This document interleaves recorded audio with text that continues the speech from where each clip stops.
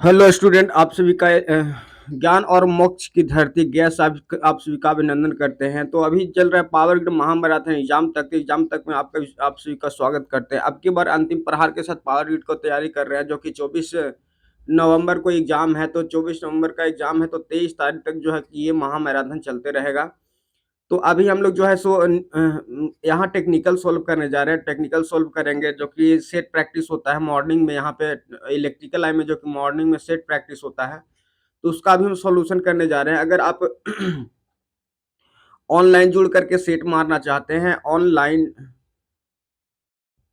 Online set practice करना चाहते हैं, तो अभी जुड़ सकते हैं, जो कि टेलीग्राम का चैनल डिस्क्रिप्शन में मिल जाएगा। वहां से आप ज्वाइन कर सकते हैं। वहां पीडीएफ आपको मिल जाएगा, पीडीएफ मिल जाएगा। उसको आप सेट मार करके कमेंट में आंसर बता सकते हैं, अपना जो नंबर आता है उसके बाद, जो कि इस तरह से सॉल्यूशन आपको मिल जाएगा। न्यू स्टूडेंट होंगे तो चैनल को सब्सक्राइब कर लीजिएगा और बेल आइकन दबा लीजिएगा।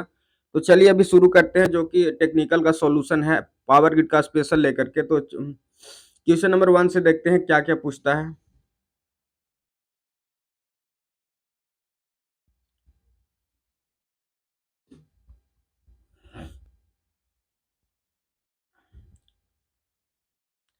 देखिए यहाँ क्वेश्चन नंबर 1 में जो बोल रहा है, क्वेश्चन नंबर 1 बोल रहा है, उसको देखते हैं। पढ़िए क्या लिखा है, उसका आंसर बताने की कोशिश कीजिए। क्वेश्चन नंबर 1 क्या बोल रहा है, उसका आंसर बताने का कोशिश कीजिएगा।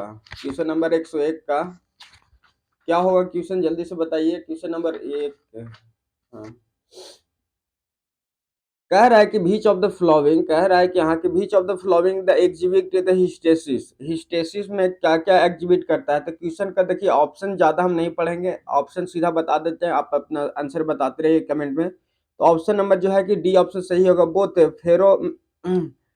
फेरो इलेक्ट्रिक एंड फेरी इलेक्ट्रिक दोनों का होता है, क्या होता है, एग्जिबिट करता है हिस्टेसिस लॉस। हिस्टेसिस लॉस दोनों में होता है। फेरो इलेक्ट्रिक और फेरो मटेरियल दोनों में होता है क्या, हिस्टेसिस लॉस होता है। क्वेश्चन नंबर 2 में देखिए, क्वेश्चन नंबर 2 का आंसर बताइए। हम डायरेक्ट इसका सॉल्यूशन करेंगे और आंसर बताते निकल जाएंगे। तो क्वेश्चन नंबर 2 का क्या बता रहा है, the connection load of the consumer is 3 kilowatt. 3 kilowatt का कंज्यूमर है, the maximum number of demand is इतना किलोवाट। कनेक्टेड कितना है, 3 किलोवाट, और मैक्सिमम डिमांड है 1.5 किलोवाट। तो डिमांड फैक्टर क्या होगा, तो डिमांड फैक्टर का फार्मूला जो हो जाता है, डिमांड फैक्टर का फार्मूला होता है, जो कि मैक्सिमम डिमांड बटा जो हो जाता है कनेक्टेड लोड होता है। कनेक्टेड लोड होता है, तो यहाँ से अगर निकालिएगा पुट करके, तो देखिए जो होता है मैक्सिमम डिमांड को पुट करेंगे। मैक्सिमम डिमांड जो कि दिया गया है कितना है, 1.5 किलोवाट है, जो कि किलो को 1000 से गुना कर देंगे, बाकी 3 से 1000 से भी गुना कर देंगे तो कट जाएगा। तो लगभग आ जाता है 0.5 के आसपास आंसर आता है। तो डिमांड फैक्टर वाला फॉर्मूला याद रखिएगा कि maximum demand upon connected load होता है। इसका आंसर जो हो जाएगा यहाँ पे, इसका आंसर जो हो जाएगा 0.5 आ जाएगा। डिमांड फैक्टर का फॉर्मूला सीधा क्या होता है, maximum demand upon connected load. Question number जो है 3 में देखते हैं। क्वेश्चन नंबर 3 क्या कह रहा है, क्वेश्चन नंबर 3 को कह रहा है कि आप बना कर कमेंट में आंसर दीजिएगा। डायरेक्ट हम आंसर को बताएंगे और सॉल्यूशन करेंगे। तो क्वेश्चन नंबर 3 बता रहा है कि total connected resistance of the given circuit. Total resistance कितना होगा इस सर्किट का, तो सीधा रेजिस्टेंस निकालने के लिए P बराबर जो होता है V² अपॉन R होता है। तो यहाँ पर पुट करिएगा इस फॉर्मूला पे, तो आपको जो है सो रेजिस्टेंस R1 R2 दोनों निकल जाएगा, जो कि वोल्टेज दिया गया है दोनों का। वोल्टेज दिया गया है, पावर दिया गया है, तो यहाँ से R1 निकल जाएगा, फिर R2 निकाल लीजिएगा। इसी तरह से अगर सोल्व कीजिएगा तो आपका जो है सो आंसर आ जाएगा। 3 का आंसर जो आ जाएगा वो है सो कि 440 ओम हो जाएगा। तो सीरीज में है, इसलिए वोल्टेज डिवीजन रूल लगा करके वोल्टेज भी निकाल सकते हैं। तो ये होता है। क्वेश्चन नंबर 4 में कह रहा है कि when the number of resistor connected in parallel the total resistance क्या होगा। तो पैरेलल में अगर कनेक्ट करते हैं रेजिस्टेंस को, क्या क्या होता है, तो रेजिस्टेंस क्या होता है, डिक्रीज कर जाता है। ओवरऑल क्या होता है, इक्विवेलेंट रेजिस्टेंस डिक्रीज कर जाता है। तो क्वेश्चन नंबर 4 का आंसर जो हो जाएगा 2 सही कह रहा है। Less than the smaller resistance, जितना रेजिस्टेंस सबसे छोटा रेजिस्टेंस होगा उससे मतलब कि कम ही आएगा इक्विवेलेंट रेजिस्टेंस। तो ये बोल रहा है। क्वेश्चन नंबर 5 में कह रहा है, क्वेश्चन नंबर 5 को बताना है कि नॉर्टन इक्विवेलेंट निकालना है। आंसर आप बताइए कमेंट में, तब तक हम देखते हैं उसको सॉल्व करेंगे और आपको डायरेक्ट आंसर बताएंगे। For the so Norton equivalent circuit the value of the Norton resistance, Norton resistance निकालना है। तो देखिएगा यहाँ पे क्या होता है कि करंट सोर्स को क्या करते हैं यहाँ पर ए बी है तो यहाँ पर क्या शॉर्ट सर्किट हो जाता है वोल्टेज सोर्स, तो यहाँ पर देखिएगा ये दोनों की पैरेलल में हो गया तो 100 अपॉन जो कि 100 हो जाएगा अपॉन 200 हो जाएगा तो कितना हो 200 50 मतलब कि 50 ओम इधर हो गया 50 5 55। कहाँ गलत कर दिए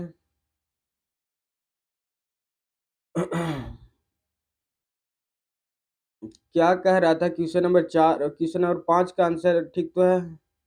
5 और 10 आ जाता है ना 10 × 10 अपॉन जो कि 10 10 20 हो जाएगा ना 20 25 100 और 5 5 10 ओम हो जाएगा जो कि ऑप्शन नंबर ए सही हो जाएगा। क्वेश्चन नंबर आगे 6 में चलते हैं। 6 का आंसर आप कमेंट में बताइएगा बना करके, तब तक हम सोल्व करते हैं। कह रहा है superposition theorem is use to when the circuit contain, circuit किस तरह कंटेंट करता है तो नंबर ऑफ वोल्टेज सोर्स की तरह होता है। क्वेश्चन नंबर 6 का आंसर बी हो जाएगा जो कि a number of voltage source होता है। देखिए यहाँ पे थ्योरी कह रहा है according to superposition theorem when the linear network consists of the several voltage source and overall response at any point in the network equal to the sum of the individual response is equal to source। Question number अगला page में चलते हैं, यहाँ खत्म हो गया छठा। Question number 7वां में देखते हैं।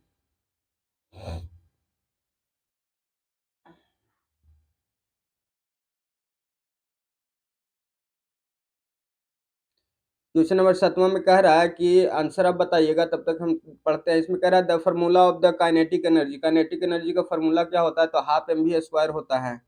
हाफ एम वी स्क्वायर जो कि ऑप्शन नंबर डी सही हो जाएगा, हाफ एम वी स्क्वायर होता है। आगे चलते हैं। क्वेश्चन नंबर 8 का आंसर बताइएगा। क्वेश्चन नंबर 8 में कह रहा है कि 1 किलोवाट घंटा बराबर कितना होता है। 1 किलोवाट घंटा बराबर क्या होता है तो इसका ऑप्शन जल्द कमेंट बताइएगा। क्वेश्चन नंबर 8 का जो होता है सी हो जाएगा जो कि 3600 गुने 36 × 10⁻5 जूल। कहने का मतलब कि 3600 होता है 1 किलोवाट घंटा बराबर, और कह रहा है कि क्या हो रहा है जूल में बता दे रहा है ना, तो गुना कर देंगे टाइम से। 1 किलोवाट घंटा बराबर 1000 वाट होता है, मतलब कि 10⁻³ हो जाता है यहाँ। और अगर टाइम से गुना करना है तो 60 × 60 कर देते हैं तो यहाँ पे 6 छक 36 और 2 जीरो इधर हो जाता है तो 3 जीरो 2 5 जीरो हो जाता है, तो टोटल 36 × 10⁻5 हो जाता है तो जूल हो जाता है। टाइम से गुना कर दे क्योंकि एनर्जी पूछ रहा है। क्वेश्चन नंबर 9 में कह रहा है आंसर बताइए। क्वेश्चन नंबर 9 का पढ़ते हैं। The relative permittivity of the material 5, relative permittivity 5 दिया गया, द एब्सोल्यूट परमिटिविटी क्या होगा जल्दी बताइए। क्वेश्चन नंबर 9 का आंसर जो कि रिलेटिव परमिटिविटी बराबर फार्मूला होता है E R upon E R बराबर जो होता है ई अपॉन यू नोट होता है, यू नोट होता है। तो यहाँ पर इस पर फार्मूला पर पुट करेंगे तो आ जाएगा आंसर। तो हम लोग को ईयर पूछ रहा था और ई का मान जो कि दिया गया है तो पुट कर देंगे जो कि ई का मान जो यहाँ पर होता है, ई का मान जो होता है देखिएगा, ई का मान जो होता है क्या होता है 8.854 गुना 10 के पावर जो होता है -12, 10 के पावर -12 होता है ई का मान होता है।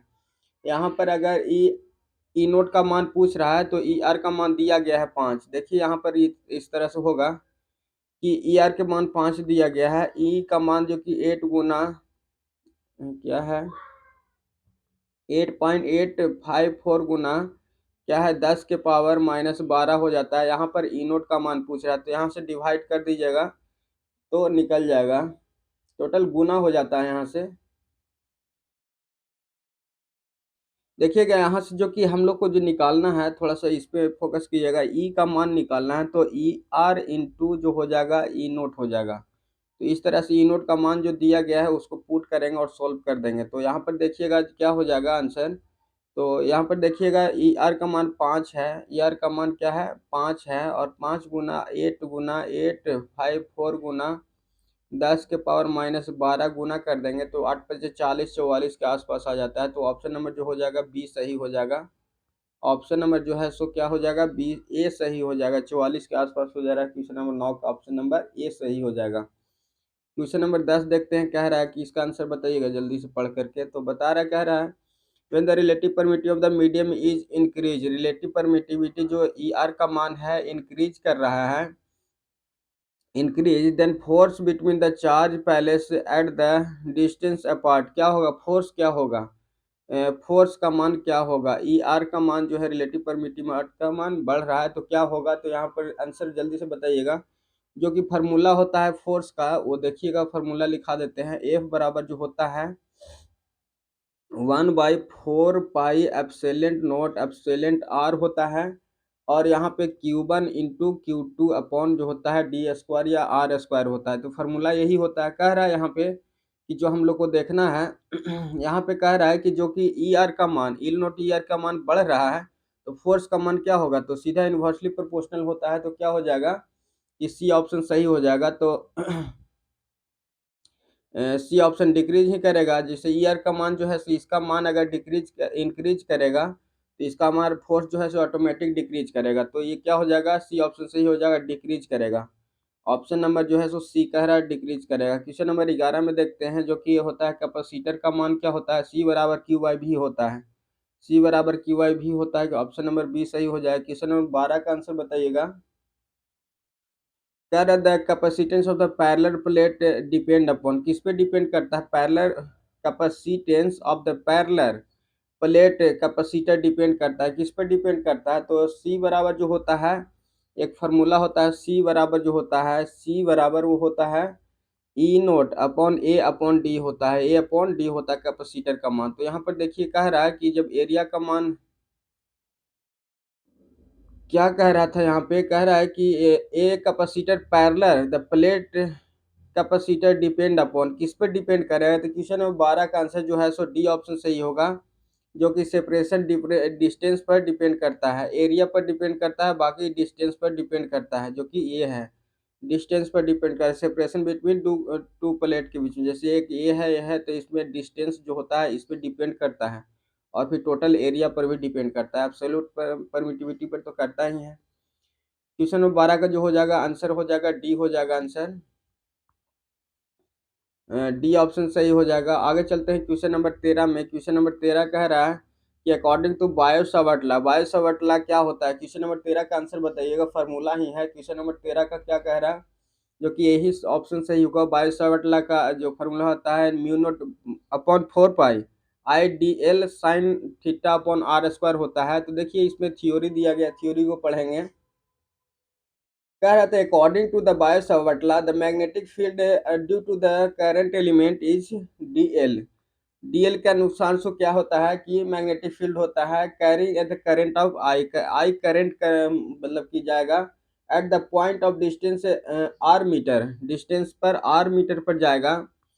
तो कह रहा है फ्रॉम द एलिमेंट, फार्मूला यही हो जाता है, जो कि डीएल हो जाता है लेंथ का, और करंट जा रहा है साइन थीटा, इसका डिस्टेंस पर आर स्क्वायर होता है, तो बायो-सवर्ट लॉ का फार्मूला वही होता है।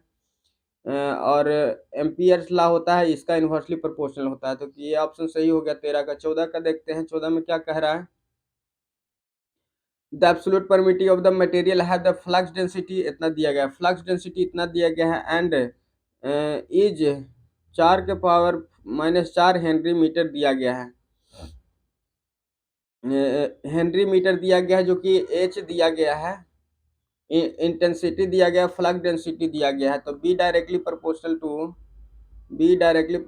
टू एच होता है, तो यहाँ पर कांस्टेंट जो होता है बी बराबर म्यू इंटू एच होता है। तो इसी तरह से दिया गया है, तो कह रहा है कि मैग्नेटिक फोर्स क्या होगा, फोर्स का मान पूछ रहा है, तो फोर्स क्या होगा यहाँ पे, तो फोर्स का फार्मूला जो हो जाता है मैग्नेटाइजिंग फोर्स का मान बताना है, तो यहाँ पर देखिए कह रहा है आगे और कुछ भी दिया है लगता है, इसको सॉल्व यहीं पे कर देते हैं। बी का मान 10 वेबर पर मीटर स्क्वायर दिया गया, एच का मान दिया गया है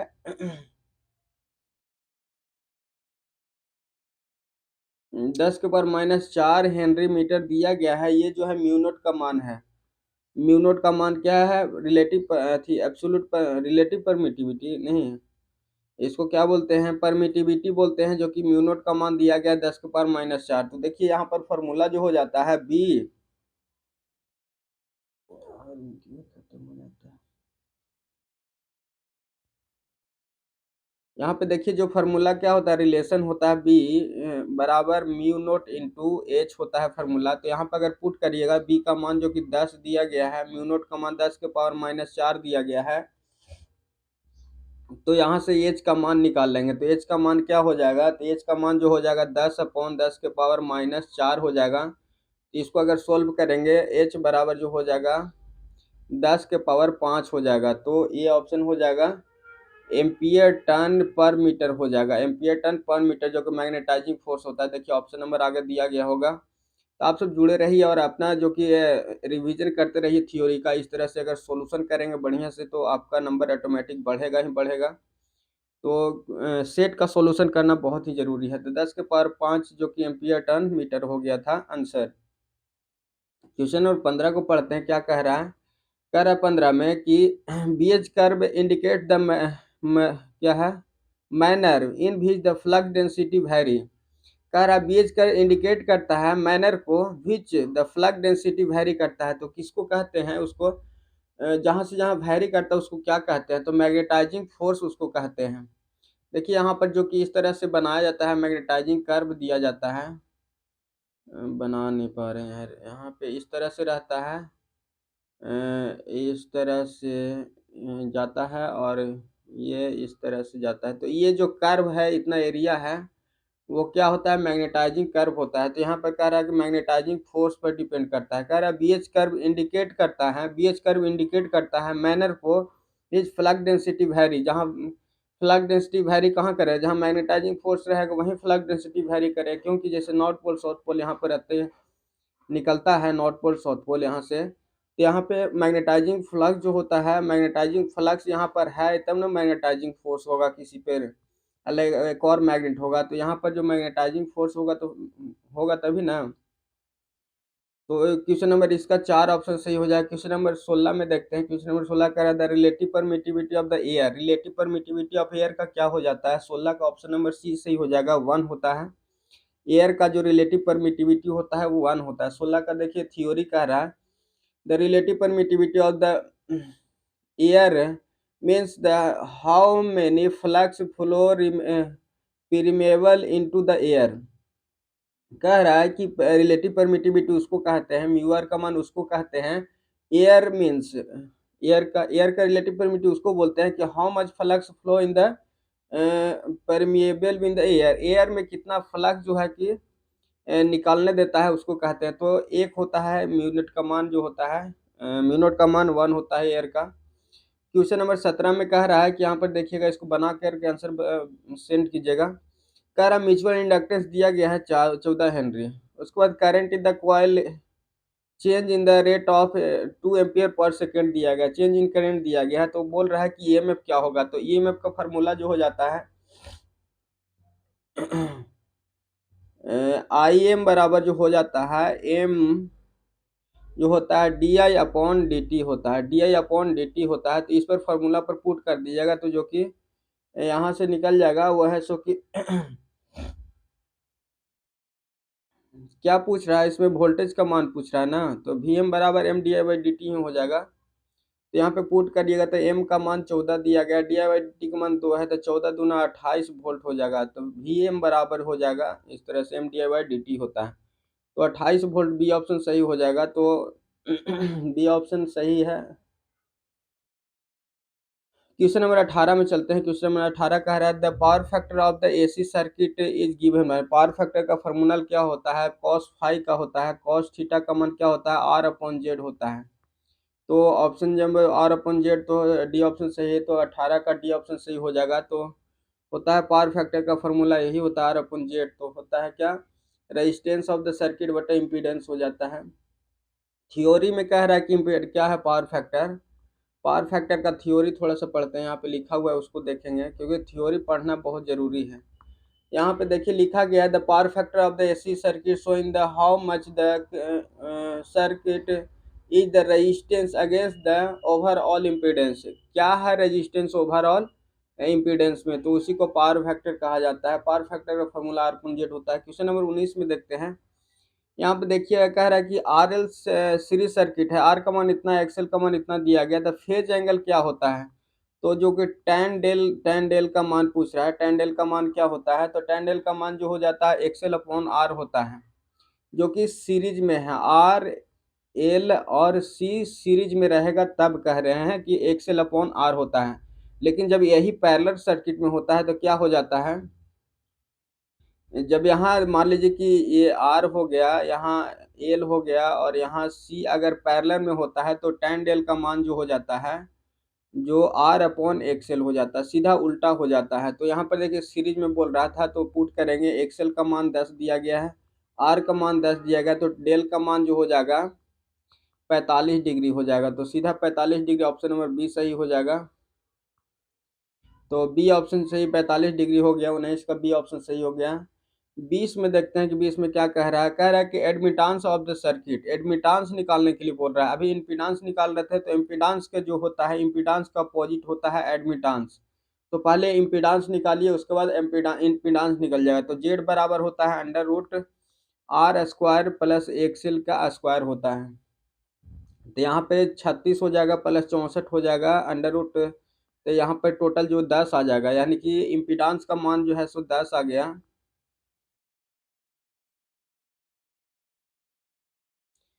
इम्पीडांस का मान जो हो गया 10 आ गया, जेड का मान जो आ गया 10 हो गया, तो एडमिटांस बराबर होता है 1 अपॉन जेड होता है। तो 0.1 हो जाएगा आंसर, 0.1 आंसर हो जाएगा। तो ऑप्शन जो है कि सी ऑप्शन सही हो रहा है, 120 का ऑप्शन नंबर सी सही हो रहा है, एडमिटांस हो जाएगा। क्वेश्चन नंबर आगे 121 में देखते हैं। क्वेश्चन नंबर 121 कह रहा है कि the conductance of the above, उसका कंडक्टेंस निकालने के लिए बोल रहा है क्वेश्चन नंबर 121 का। तो कंडक्टेंस बराबर फॉर्मूला होता है, देखिएगा जी बराबर जो होता है कंडक्टेंस को सूचित करते हैं, तो वो हो जाता है आर अपॉन जो हो जाता है जेड स्क्वायर हो जाता है। इसको बहुत भी आई है, बहुत कन्फ्यूजन रहता है इसमें मेरा भी। तो इसको जेड स्क्वायर होता है ना, जेड स्क्वायर होता है, तो इसको घेरा लगा करके हम बता दे रहे हैं। देखिए इस तरह से जे जो होता है कंडक्टेंस जो होता है आर अपॉन जेड स्क्वायर होता है, आर अपॉन जेड स्क्वायर होता है। तो इस पे पुट करेंगे और देखिए बनाते हैं, आंसर आता है कि नहीं आता है। तो यहाँ पर देखिए हम लोग जो जेड आया था 10 आया था, जेड का मान 10 आया था। तो यहाँ पर देखिए आर का मान कितना था ऊपर में, तो आर का मान था 6 था और इसका मान कितना आया था 10 का, था स्क्वायर करेंगे तो 100 हो जाएगा, मतलब 0.06 आ जाएगा कंडक्टेंस इसका। तो 0.06 ऑप्शन नंबर डी सही हो जाएगा, जो कि कंडक्टेंस का मान इतना आ जाएगा, 0.06 आ जाएगा। आगे चलते हैं क्वेश्चन नंबर 22 में। तो ये फार्मूला याद रखिएगा, बहुत इंपॉर्टेंट है। आगे चलते हैं इसका। क्वेश्चन नंबर 22 में क्या कह रहा है, कह रहा है कि 240 वोल्ट डीसी शंट मोटर है, टेक द टोटल करंट इतना दिया गया। शंट मोटर है, शंट मोटर कहने का मतलब कि आराम से फिगर बनाएंगे। ये जो हो गया आर्मेचर हो गया, और ये जो हो गया इसका यहाँ पे इसका एक रेजिस्टेंस होता है आर्मेचर का, जोड़ दे रहे हैं। तो ये शंट रेजिस्टेंस हो गया। यहाँ पे क्या है, आर्मेचर करंट जाएगा या आर्मेचर रेजिस्टेंस होगा, और यहाँ पे होगा शंट रेजिस्टेंस होगा। तो इस तरह से होता है शंट का फिगर। तो आर्मेचर टोटल कह रहा है टोटल करंट इतना है, resistance of the shunt field is इतना एंड आर्मेचर इज इतना। What is the current at the armature, armature में करंट क्या होगा, तो आर्मेचर में करंट निकालना है तो करंट डिवीजन रूल से निकाल देंगे। कह रहा है कि करंट डिवीजन बेसिस आर्मेचर में पूछ रहा है ना इसमें, और ये फील्ड होता है, तो इसमें टोटल 24 एम्पियर जा रहा है। यहाँ करंट डिवीजन रूल लगा देंगे। तो करंट डिवीजन रूल क्या होता है, करंट डिवीजन रूल अगर यहाँ लगाते हैं हम लोग, तो देखिए यहाँ पे लगा रहे हैं, तो हटा देते हैं इसको, कंफ्यूजन करेगा। क्वेश्चन नंबर जो कि करंट डिवीजन रूल क्या हो जाएगा, आई जो है आर्मेचर का करंट निकालें तो टोटल करंट जिसका निकालना नहीं रहता है उसको ऊपर लिखते हैं 120 प्लस 120 प्लस 0.3, कितना रेजिस्टेंस है 0.3 ओम ही है ना। तो इस तरह से करंट डिवीजन रूल से 122 का निकाल सकते हैं। तो ऐसे भी कितना आ रहा है, तो ओ ओ ओ ओ ओ ओ इसको काटिएगा तो लगभग 2 एम्पियर के आसपास आ रहा है। तो 24 में से 2 घटा देंगे तो ये आ जाएगा। ऐसे शंट करंट को निकाल के भी बनाया जा सकता है। तो देखिए आई शंट करंट निकाल दे रहे हैं, छोड़िए उस तरह करंट डिवीजन रूल नहीं लगाएंगे, शंट करंट लगा दे रहे हैं। तो शंट करंट में क्या हो जाएगा, टोटल वोल्टेज 240 वोल्ट जा रहा है और टोटल रेजिस्टेंस 120 है, इसको काटेंगे तो 2 बार में कटे, यानी कि जो कि शंट करंट है ISH जो है कितना है, 2 एम्पीयर है। टोटल करंट 24 है, तो आर्मेचर में कितना जाएगा, तो 22 जाएगा, तो ऑप्शन नंबर ए सही हो जाएगा। तो कन्फ्यूजन इस तरह का क्वेश्चन में होते रहता है, तो आप सब रिवीजन करते रहिए, अपना तैयारी करते रहिए। बहुत जल्द एग्जाम है, जो 24 तारीख को आ गया है। कह रहा है कि क्वेश्चन नंबर जो कि 23 में कह रहा है, क्वेश्चन नंबर 23 में कह रहा है ideal transformer has, ideal transformer किसको कहते हैं। क्वेश्चन नंबर जो कि 23 का कहेंगे हम लोग, 23 का जो ए ऑप्शन सही हो जाएगा। नो बाइंडिंग रेजिस्टेंस होता है, बाइंडिंग रेजिस्टेंस इसका नहीं होता है। जो आइडियल ट्रांसफार्मर क्या होता है, उसका बाइंडिंग रेजिस्टेंस नहीं होता है। इंटरनल जो कि लॉस होता है वो तो होता है, हिस्टेसिस लॉस तो होता है, ईडी करंट लॉस होता है आइडियल केस में होता है, लेकिन इंटरनल रेजिस्टेंस नहीं होता है लगभग, जो कि आइडियल जो कि ट्रांसफार्मर होता है। आगे चलते हैं, क्वेश्चन नंबर जो कि आगे इसको सोल्व करते हैं। बहुत स्पीड में इसलिए निकल रहे हैं कि ज़्यादा से ज़्यादा क्वेश्चन को रिवीजन किया जाए, इसलिए ज़्यादा सॉल्यूशन करने की कोशिश कर रहे हैं। For the transformer open delta test is perform, open delta कहाँ ले यूज़ करेंगे। ओपन डेल्टा देखिए यहाँ पर ऑप्शन से छाट सकते हैं। कॉपर लॉस तो शॉर्ट सर्किट से होता है, मैकेनिकल लॉस तो लॉकिंग करके किया जाता है, आयरन लॉस भी होता है, तो वही होता है। तो क्वेश्चन नंबर 24 का जो कि ऑप्शन हो जाएगा बी ऑप्शन सही हो जाएगा, जो कि मैकेनिकल लॉस को चेक करने के लिए ओपन ट्रांसफार्मर ओपन सर्किट किया जाता है। For the transformer open circuit test, open circuit test क्यों किया जाता है, तो मैकेनिकल लॉस को चेक करने के लिए ट्रांसफार्मर का, transformer open circuit test is performed. Question number 24 का ऑप्शन जो कि बी कह रहा है, मैकेनिकल लॉस को काहे ला करेंगे। आयरन लॉस को जो होता है ओपन ट्रांसफार्मर का होता है, इस तरह से सोल्व करते हैं, जो कि प्राइमरी को ओपन कर देते हैं, इधर सेकेंडरी से आउटपुट देते हैं, तो इसका आयरन लॉस निकालते हैं ओपन सर्किट टेस्ट में। तो क्वेश्चन नंबर 24 का जो है हो जाएगा, ओपन सर्किट टेस्ट किया जाता है आयरन लॉस के लिए। तो ऐसे 24 का open circuit test is transform for the held on the no load connection there only fix core और iron loss is measured by this test. वही कह रहा है, गलत ऑप्शन उसमें दिया गया है, जो कि आयरन लॉस को चेक करने के लिए किया जाता है। क्वेश्चन नंबर आगे देखते हैं, क्वेश्चन नंबर 25 में कह रहा है the efficiency of the transformer maximum, तो आयरन लॉस बराबर कॉपर लॉस होता है, तो मैक्सिमम एफिशिएंसी होता है। 25 का हो गया। क्वेश्चन 26 कह रहा है कि the formula use for the all day efficiency, all day efficiency का फार्मूला जो हो जाता है 26 का, तो ये ऑप्शन सही हो जाएगा कि किलोवाट घंटा आउटपुट इंटू 24 बटा किलोवाट घंटा इनपुट इंटू 24 होता है, और ओवरऑल ऑल डे एफिशिएंसी यही होता है। क्वेश्चन नंबर 27 में चलते हैं। देखिए यहाँ पे दिया गया है, क्या क्या दिया गया है, पावर दिया गया 15 MVA है, पावर दिया गया, वोल्टेज दिया गया है। Alternator will be have the पर फेज नॉर्मल इम्पीडेंस क्या होगा, इम्पीडेंस कह रहा है पर फेज। तो क्वेश्चन नंबर 27 का जो हो गया इम्पीडेंस निकालने के लिए बोल रहा है, तो देखिए यहाँ पे इम्पीडेंस साथ में निकल जाएगा। पी बराबर क्या होता है, पी बराबर यहाँ पे देखिए, पी बराबर जो हो जाता है वी स्क्वायर अपॉन जेड हो जाता है, क्योंकि सारा कुछ जुड़ा हुआ है, तो इसलिए इसमें इसी तरह से जेड लगा देंगे और यहाँ से इम्पीडेंस हम लोग निकाल देंगे सीधा। तो देखिए जेड बराबर यहाँ हम लोग निकालेंगे, तो वोल्टेज दिया गया है 30 गुना 30 हो जाएगा, बाकी 10 के पावर क्या है किलो है, तो 6 हो जाएगा, 3 3 6 15 एम है, गुने 10 के पावर 6 हो जाएगा। तो यहाँ से काटेंगे तो 6 से 6 15 दूना 30, 30 दूना 60 के आसपास इम्पीडेंस आ जा रहा है। तो ऑप्शन नंबर जो कि बी ऑप्शन सही हो जाएगा। तो इम्पीडेंस इस तरह से निकाल सकते हैं। क्वेश्चन नंबर 28 में चलते हैं। क्वेश्चन नंबर 28 कह रहा है कि the armature winding of an alternator the coil spin short of the pitch is 60 degree.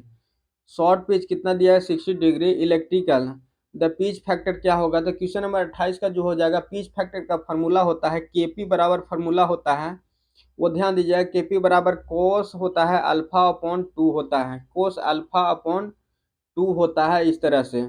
तो इस पर पुट करेंगे तो पिच फैक्टर निकल जाएगा केपी बराबर। तो देखिए थीटा का मान कॉस कितना दिया है 60 दिया गया है, वो 2 करेंगे तो यहाँ से 30 कॉस 30 डिग्री हो जाएगा, कॉस 30 का मान हो जाएगा, कॉस 30 का मान √3/2 हो जाता है। तो इसको सोल्व करिएगा तो लगभग जो हो जाता है 0.88866 आ जाता है। तो पिच फैक्टर का फॉर्मूला यही था, तो यहाँ पर देखिए 0.866 हो जाएगा, जो कि armature binding Spain factor coil Spain fall short pitch factor जो कि निकालना था, तो पिच फैक्टर निकालना था, दिया गया था शॉर्ट पिच फैक्टर, तो पिच फैक्टर निकालना था। क्वेश्चन नंबर हो गया 29 में चलते हैं। कह रहा है कि a capacitor synchronous capacitor generally in the range of, तो कितना में होता है रेंज ऑफ में, क्वेश्चन नंबर 29 का जो हो जाएगा ए ऑप्शन सही, MVAR में होता है। मेगा में सबसे ज्यादा रेटिंग में ही किया जाता है, MVAR में होता है पावर रेटिंग। यहाँ देखिए वोल्टेज और एम्पियर दिया गया, तो पावर दिया गया है ए मेगा, तो 10 के पावर 6 होता है, मतलब सबसे ज्यादा पावर MVA में ही होता है। तो देखिए फिर सिंक्रोनस से दिया गया है, synchronous motor will be motor, क्या कह रहा है, synchronous motor will be more stable when the operate unit power factor पर रहता है तो ज़्यादा ऑपरेट करता है, लेकिन यहाँ पर दे रहा है लीडिंग, सॉरी, यहाँ कह रहा है कि जो सिंक्रोनस मोटर हमेशा लीडिंग पावर फैक्टर पर ही वर्क करता है। यूनिटी पावर फैक्टर तो होता ही है, लेकिन वर्क करता है जो कि लीडिंग पावर फैक्टर पर ही काम करता है। क्वेश्चन नंबर 31 में कहेंगे इन द सर्टेन ट्रांजिस्टर ये चेंज इन इमीटर करंट दिया गया है कितना, 1 milli ampere, change in emitter current कितना है, 1 मिली एम्पियर है। Produce the change in collector current 0.9 milli ampere दिया गया है। तो पूछ रहा है क्या इसमें, क्वेश्चन नंबर जो कि 131 में जो कि पूछ रहा है the short circuit current gain of the transistor, current gain पूछ रहा है, करंट गेन पूछ रहा है। करंट गेन का मतलब कहने का CURRENT, करंट गेन कहने का मतलब इसको कहते हैं अल्फा, अल्फा का मान पूछ रहा है, करंट गेन मतलब कि अल्फा। तो अल्फा बराबर हो जाता है IC अपॉन हो जाता है IE, जो कि करंट हो जाता है IC अपॉन IE हो जाता है। इस पर अगर पुट करेंगे तो करंट का गेन निकल जाएगा, करंट गेन। तो IC का मान कितना दिया गया था, यहाँ पे देखिए IC का मान दिया गया था, इमीटर करंट था ना, कलेक्टर करंट जो कि दिया गया है 0.99 दिया गया है, और 1 मिली मिली दिया गया था, मिली दिया है, कट गया, तो 0.99 के आसपास ही आंसर आ जाएगा। क्वेश्चन नंबर 131 का जो कि ऑप्शन है 0.99 ही हो जाएगा। तो फोकस यहाँ पे करना था कि कलेक्टर करंट क्या कह रहा है, पूछ रहा था क्वेश्चन नंबर 131 का जो कि short circuit current gain, current gain मतलब कि अल्फा होता है, करंट गेन, यही फोकस कंफ्यूजन होता है। करंट गेन किसका निकलता है, तो अल्फा का निकलता है। तो अल्फा बराबर जो हो जाता है हमेशा C/E होता है, अल्फा जो होता है C/E होता है, जो कि कॉमन बेस इसको कहते भी हैं, कॉमन बेस कहते हैं। तो बी अगर यहाँ हो जाता है तो C/E हो जाता है, ऐसे याद रखिएगा। क्या होता है, कॉमन बेस को अल्फा कहा जाता है, तो C/I होता है। तो इसी तरह गेन निकाल लेते हैं। तो चलिए आगे चलते हैं क्वेश्चन नंबर 132 में। टाइमिंग कितना, 7:28 हो गया है, टाइमिंग हो गया है सेट मरवाने का। तो 5 मिनट और देखते हैं, क्वेश्चन को सॉल्व करते हैं और उसके बाद चलेंगे।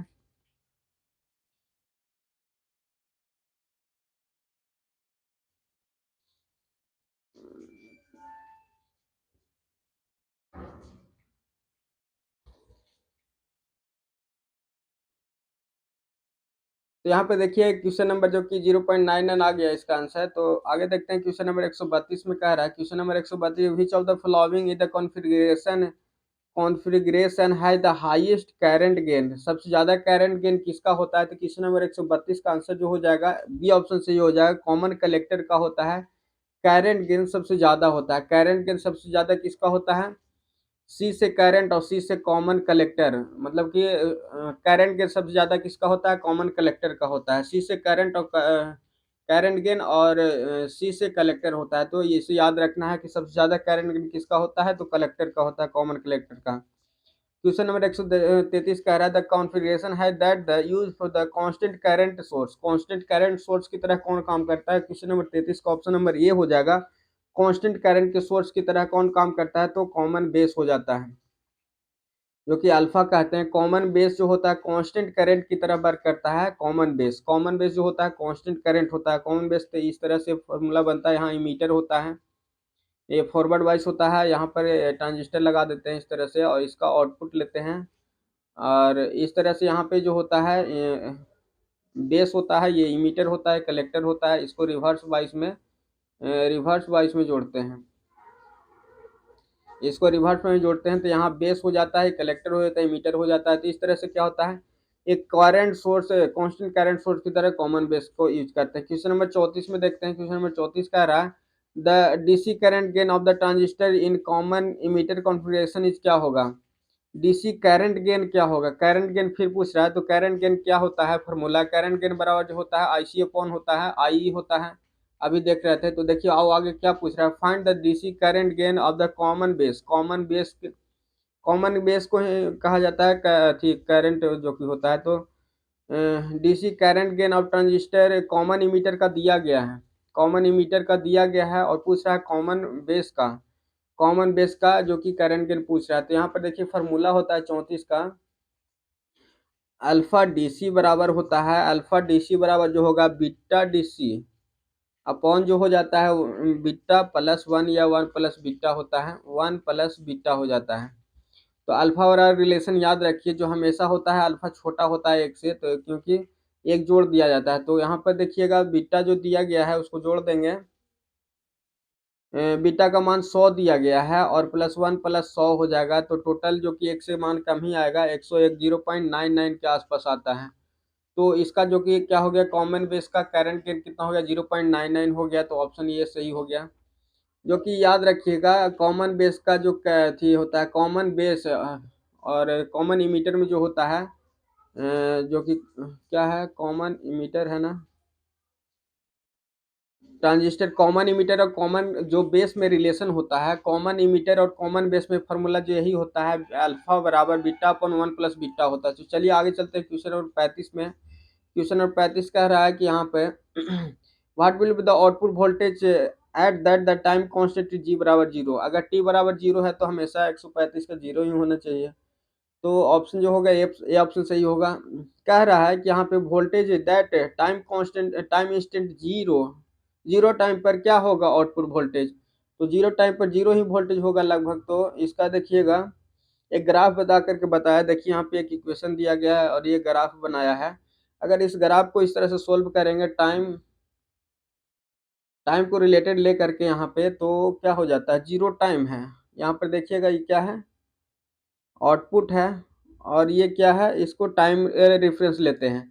अगर टी बराबर जीरो देंगे तो टी बराबर मान लीजिए यहाँ टी का मान जीरो देंगे, तो इसका मान क्या होगा, करंट या वोल्टेज का मान तो हमेशा क्या होगा, जीरो ही हो जाएगा। तो टाइम जो जीरो रहेगा तो उसका रिजल्टेंट भी जीरो ही होता है। क्वेश्चन नंबर 36 में देखते हैं। क्वेश्चन नंबर 36 कह रहा है कि outer most orbit of silicon, silicon का आउटर मोस्ट ऑर्बिट में कितना होता है। तो आउटर मोस्ट ऑर्बिट जो कि 36 का ऑप्शन जो हो जाएगा, तो इम्पटी ही होता है, लगभग हाफ फील्ड होता है। आउटर मोस्ट ऑर्बिट और सिलिकॉन क्या होता है, हाफ फील्ड होता है। कहने का मतलब ये था कि आउटर मोस्ट ऑर्बिट मतलब 14 इलेक्ट्रॉन होता है इसका इलेक्ट्रॉनिक विन्यास, तो इलेक्ट्रॉनिक डिस्ट्रीब्यूशन जो कि 2 8 4 हो जाता है। तो लगभग बाहरी कक्षा में 4 ही होता है, ऑलमोस्ट हाफ फील्ड रहता है इट। आउटर मोस्ट ऑर्बिट में 8 इलेक्ट्रॉन होता है, तो 4 होता है, 4 यहाँ पर रहता है, तो हाफ फील्ड रहता है। क्या होता है, हाफ फील्ड रहता है। तो ये पूछ रहा था कि सिलिकॉन के अति में क्या होता है, तो ऑर्बिट में हाफ फील्ड रहता है। क्वेश्चन नंबर 37 में देखते हैं। क्वेश्चन नंबर 37 का था लेमिनेस इज डन इन द योक, योग का लिमिनेशन क्यों करते हैं। तो यहाँ पर सीधा याद करना है, इसमें क्या है, आयरन लॉस को कम करने के लिए 37 का सी ऑप्शन सही हो जाएगा। क्वेश्चन नंबर 38 में देखते हैं। क्वेश्चन नंबर 38 का when the trivalent is added, trivalent मतलब कि 3 इलेक्ट्रॉन मतलब कि इलेक्ट्रॉन कम होगा तो हॉल बनेगा। तो 138 का ऑप्शन नंबर ये हो जाएगा, एग्जीबिट क्या करता है, हॉल बनेगा।